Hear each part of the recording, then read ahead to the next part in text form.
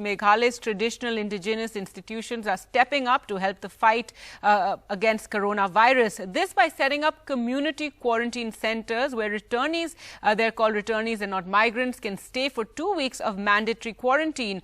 Volunteers from all walks of life are helping to run them. The government has promised to give the community quarantine centers a one-time grant of 5,000 rupees. Community volunteers in Shillong burning the midnight oil to fight the virus. In this case, sanitizing a community quarantine center for people returning to Meghalaya. COVID cases in the state have spiked.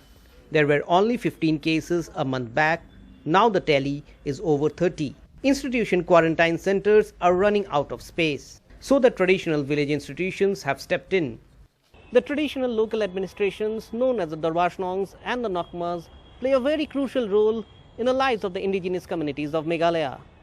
And this time they have come up with 645 active community quarantine centers manned by no less than 24,000 volunteers. These are small centers with 5 to 10 beds, but there are bigger ones too. And the best part is that people are being quarantined in their own localities. Since time immemorial, even before the Britishers set in our beloved state, the Darbarshongs, the traditional institutions are already in line. Manpower.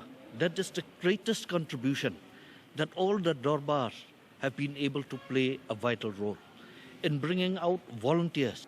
Dressed in fluorescent jackets, volunteers being briefed on dealing with COVID. The local traditional administration of the area is in charge of the community quarantine center, and the state government's role is minimal.